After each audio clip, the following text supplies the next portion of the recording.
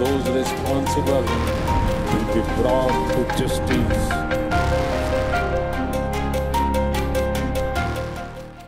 ఢిల్లీ ఎర్రకోట వద్ద జరిగిన పేలుడు వెనుక భారీ ఉగ్రకుట్ర బయటపడడం ఇప్పుడు సంచలనంగా మారింది. దర్యాప్తు అధికారులు తవ్వే కొద్దీ ఒళ్లు గగురుపాటు కలిగించే విషయాలు వెలుగు చూస్తున్నాయి. విశ్వసనీయ వర్గాల సమాచారం ప్రకారం దేశ రాజధానిలో 26/11 ముంబై తరహా దాడులకు ఉగ్రవాదులు ప్లాన్ చేసినట్లుగా తేలింది.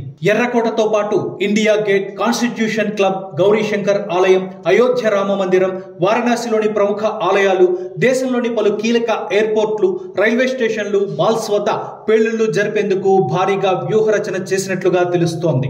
ఈ క్రమంలో పేలుడు పదార్థాలు నింపిన 32 వాహనాలను ఉగ్రవాదులు సిద్ధం చేసినట్లు ఇంటెలిజెన్స్ వర్గాలు వెల్లడించాయి. ఈ వాహనాలను ఢిల్లీతో సహా దేశవ్యాప్తంగా పలు నగరాల్లో ఉంచి ఏకకాలంలో దాడులు చేయాలని భారీగా స్కెచ్ వేసినట్లు సమాచారం.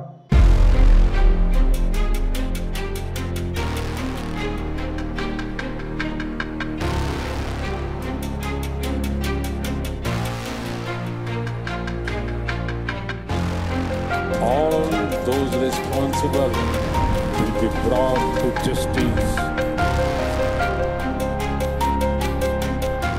ఇక ఈ అతిపెద్ద కుట్రను వారు డిసెంబర్ 6న నిర్వహించేందుకు సిద్ధమయ్యారు. ఎందుకంటే బాబ్రీ మసీదు కూల్చివేత జరిగిన తేదీ డిసెంబర్ 6. అందుకే అదే రోజున భారత్లో తీవ్ర అలజడి సృష్టించాలని ఉగ్రమూకలు భావించాయి.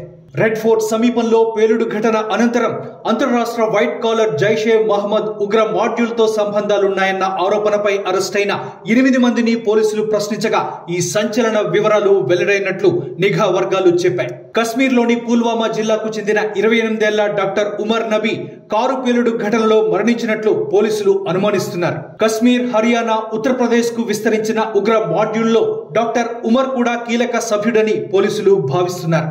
అయితే తన బృందంలో సభ్యుడైన డాక్టర్ మజ్మిల్ షకీల్ అరెస్టుతో ఉమర్ కుట్ర విఫలమైందని, తనను కూడా అరెస్టు చేస్తారన్న భయంతోనే అతను I-20 కారులో పేలుడు పదార్థాలను నింపి రెడ్ ఫోర్ట్ సమీపంలో పేల్చివేశాడని పోలీసులు అనుమానిస్తున్నారు.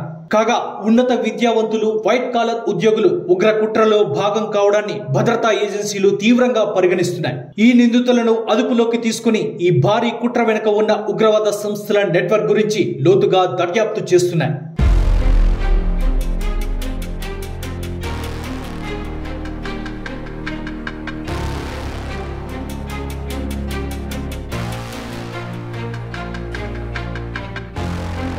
All those responsible will be brought to justice.